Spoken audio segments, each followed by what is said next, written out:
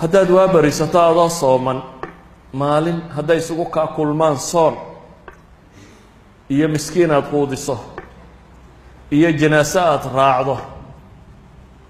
haddaad kulmisato soon iyo janaaso aad raacday iyo miskiin aad quudisay iyo qof buko aad soo booqatay afartaa camal haddaad maalin kulmiso nebigu wuxuu leeyahay qof kuma kulanto ilaa maalinta qiyaame waxaa lagu yidhaahdaa jannada albaabadeeda kaa doonto ka gal maantaad soomanayd adigoo sooman baad janaaso raacday xabaalahaad geyso waad soo aastay waad soo noqoto dhakhtarka ama guriga mid yaalloo bukay baad soo booqatay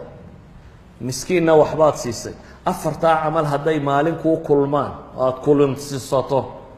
nabigu calayh isalaatu wasalaam subax buu wuxuu yidhi man asbaxa minkum alyawma saa'ima waar maanta yaa sooman abi bakar baa yidhi aniga markaasuu nebigu yidhi maanta yaa raacay man tabica minkum alyawma janaasa yaa janaaso raacay abi bakar baa yidhi aniga maanta yaa miskiin wax siiyey buu nebigu yidhi abi bakar baa yidhi aniga maanta yaa soo booqday buu yidhi qof buka abubakar baa yidhi aniga markaasuu nebigu yidhi ma jtamacna fii imri'in ilaa dakhala aljanna marka laydin leeyahay abubakar dad buu u fadli badnaa cidna maaha de bilaashi ma aha wax lagu fadli batay